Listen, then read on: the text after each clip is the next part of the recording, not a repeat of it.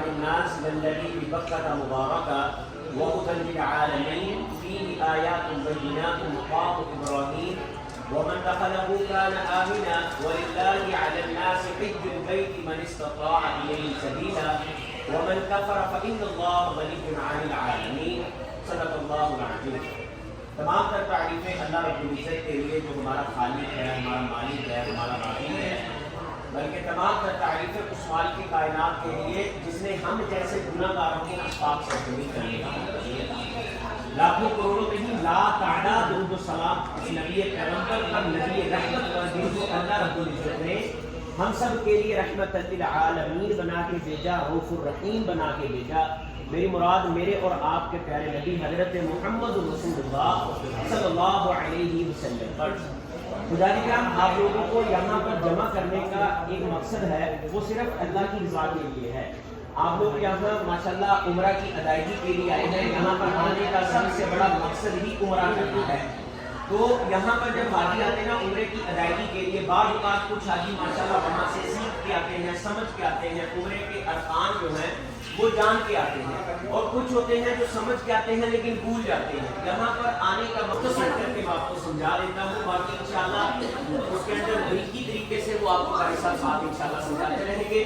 4 چیزیں کون کون سی ہوتی ہیں عمرے کے اندر؟ 2 فرض ہیں عمرے کے اور 2 واجب ہیں. فرض کون کون سے ہیں؟ سب سے پہلا فرض ہے احرام باندھنا اور عمرے کی نیت کرنا. پہلا فرض احرام باندھ کر عمرے کی نیت کرنا. دوسرا فرض ہے اللہ کی در کا طواف کرنا. پہلا واجب ہے صفا مروہ کی سعی کرنا، اور دوسرا واجب ہے بال کٹوانا، حلق کروانا، مردوں نے بھی عورتوں نے بھی. تو یہ چیزیں انشاءاللہ آپ لوگوں نے آج جو ہے حرم میں جا کے ادا کرنی ہے. ابھی یہاں سے جب آپ جائیں گے تلبیہ پڑھتے ہوئے بلند آواز سے انشاءاللہ، اور اللہ کے پیارے نبی صلی اللہ علیہ وسلم کی یہ حدیث مبارکہ بھی ہے، جس عمرے کے اندر بیت اللہ کی نظر پڑنے سے پہلے جتنا تلبیہ پڑھا جاتا ہے وہ عمرہ اتنا ہی اجر و ثواب والا ہوتا ہے. تلبیہ پڑھتے ہوئے انشاءاللہ حرم میں انٹری ہوگی آپ کی. 79 نمبر گیٹ سے آپ حرم کے اندر داخل ہوں گے. انشاءاللہ داخلے کی مسجد میں داخلے کی آپ کو دعا پڑھا دی جائے گی، اور اس کے بعد اعتکاف کی نیت کروائی جائے گی. آپ جب حرم کے اندر داخل ہو جائیں گے اپنی نظر کو جھکا کر بیت اللہ کی طرف جانا ہے. جب آپ بالکل بیت اللہ کے قریب چلے جائیں گے، آپ کے مولانا صاحب آپ کو ایک بڑی بہترین اور جامع دعا ہے اور اللہ کے نبی کی سنت ہے. کون سی دعا ہے؟ ربنا آتنا فی الدنیا حسنۃ وفی الآخرۃ حسنۃ وقنا عذاب النار. یہ دعا پڑھنی ہے رکن یمانی سے حجر اسود تک 7 چکروں میں. جب آپ 7واں چکر لگا کر حجر اسود کے سامنے آئیں گے، آ کے استلام کریں گے، آپ کا 8واں استلام ہو جائے گا اور 7 چکر مکمل ہو جائیں گے. ابھی صرف چکر مکمل ہوئے ہیں، طواف مکمل نہیں ہوا. طواف مکمل کیسے ہوتا ہے؟ طواف کے بعد 2 رکعت نماز ہے جو واجب الطواف ہے. جب تک 2 رکعت نماز ادا نہ کی جائے اس وقت تک طواف مکمل نہیں ہوتا. بے شک عمرے کا ہے یا بے شک وہ طواف حج کا ہے یا عام زندگی میں سادہ طواف جو کیا جاتا ہے، اکیلا طواف کیا جاتا ہے. 2 رکعت نماز ادا کرنا ضروری عمل ہے، واجب ہے. تو وہ 2 رکعت نماز واتخذوا من مقام ابراہیم مصلی، اگر وہ 2 رکعت نماز مقام ابراہیم کے قریب یا پیچھے ادا کر لی جائے تو سب سے افضل ہے، نہیں تو پورے حرم کے اندر کسی بھی جگہ پر 2 رکعت نماز ادا کر سکتے ہیں. فمن حج البیت او اعتمر فلا جناح علیہ ان یطوف بہما ومن تطوع خیرا فإن اللہ شاکر علیم. کسی کو نہیں بھی آتی تو اللہ سے اپنی زبان میں بھی دعا کر سکتے ہیں. آپ نے صفا پہاڑی پر دعا کی، دعا کے بعد صفا سے مروہ کی طرف جانا. ایک طرف صفا پہاڑی ہے، دوسری طرف مروہ پہاڑی ہے. جب آپ صفا سے مروہ کی طرف جائیں گے، مرد حضرات نے وہاں پر ایک اور چیز زیادہ کرنی ہے. وہ کیا؟ وہاں پر اوپر چھت کے اوپر گرین کلر کی لائٹیں لگی ہوئی ہیں. جس جگہ سے لائٹ شروع ہوگی وہاں سے مرد حضرات نے دوڑ کے جانا ہے. جس جگہ پہ لائٹ ختم ہو جائے گی وہاں سے اپنی نارمل سپیڈ کے اندر چلنا ہے. مروہ پر جانا ہے، بیت اللہ رکو کے دعا کرنی ہے، پھر مروہ سے صفا، پھر صفا سے مروہ. اس طرح ٹوٹل کتنے چکر کام ہے؟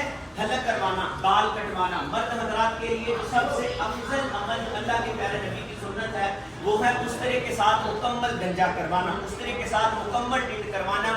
اللہ کے پیارے محبوب نے، ہمارے پیارے نبی صلی اللہ علیہ وسلم نے اس خوش نصیب مرد کے لیے 3 بار ہاتھ اٹھا کر رحمت کی دعا فرمائی ہے. جو بندہ اس طرح عمرہ کرنے کے بعد مکمل اس طرح کے ساتھ گنجا کروا بتائے ہوئے احکامات پہ عمل کرنے آئے ہیں، اللہ کو راضی کرنے آئے ہیں.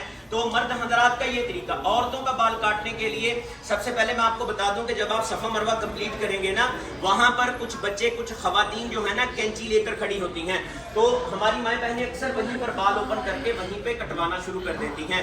پہلی بات تو یہ ہے کہ عورت کی احرام کی پابندی ہے کہ اس کا کوئی بھی بال نظر نہیں آنا چاہیے، احرام کی پابندی ہے. تو اس لیے ایک تو وہاں پر اس وجہ سے بال اپنے بالکل اوپن نہیں کرنے، غیر محرم کے آگے بالکل بال نہیں کھولنے. اور دوسرا وہ اللہ کا گھر ہے، حرم ہے، اس جگہ کا ادب اور احترام کرنا ہمارے لیے ضروری ہے. وہ کوئی نائی کی دکان نہیں ہے. اس جگہ اس وجہ سے اس جگہ کا ادب اور احترام کرتے ہوئے عورتوں نے اپنے بال اپنے ہوٹل میں آ کر اپنے روم میں جا کے کاٹنے ہیں. کاٹنے کا طریقہ بالوں کو اس طرح اوپر سے پکڑ کر ہاتھ اپنے کو نیچے بالکل آخر پہ لے کے آئیں گے. یہ انگلی کا جو اوپر والا حصہ ہے اس حصے کو ایک پورا بولتے ہیں، جس کو ایک بالشت بھی بولا جاتا ہے، پورا بھی بولا جاتا ہے. اچھا، سب سے پہلی چیز تو یہ ہے کہ آپ لوگوں کا جو پاسپورٹ ہے، جس پاسپورٹ پہ آپ نے ٹریول کیا ہے، آپ سے میری طرف سے میری پوری ٹیم کی طرف سے ادباً گزارش ہے کہ اپنا پاسپورٹ جو ہے وہ آپ ساتھ مت لے کے جائیے. اپنا پاسپورٹ اپنے روم میں رکھیں، اپنے لاکر میں رکھیں، اپنے بیگ میں لیگیج میں رکھیں. پاسپورٹ آپ کو ساتھ لے کے جانے کی ضرورت نہیں ہے. حاجی کیا کرتے ہیں، پاسپورٹ ساتھ لے جاتے ہیں، وہاں پر حرم کے اندر وضو کرتے ہوئے بیگ رکھا، اس کے بعد وضو کیا، بیگ دھل گئے. بیگ کا کوئی مسئلہ نہیں، پاسپورٹ کا مسئلہ ہے. بعد میں آپ کے گروپ کے لیے بھی پریشانی اور آپ لوگوں کے لیے بھی پریشانی. ابھی 1-2 دن پہلے بھی حاجی اس طرح پاسپورٹ وہاں پہ گم کر کے آئے ہیں. آپ سے گزارش ہے کہ پاسپورٹ ساتھ نہ لے کے جائیے. اگر کوئی حاجی یہاں پر پاسپورٹ لے کے آیا ہے، یہ ہمارے اسرار بھائی موجود ہے، ان کو جمع کروا دیجیے گا، ساتھ مت لے کے جائیں. دوسرا اعلان یہ ہے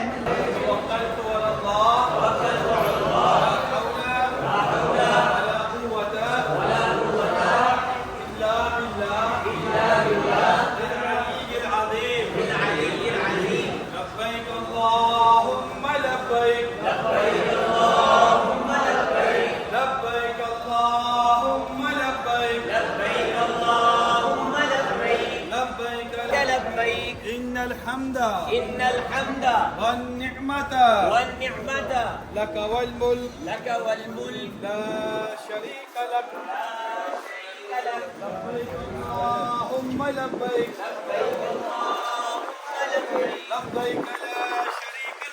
لبيك.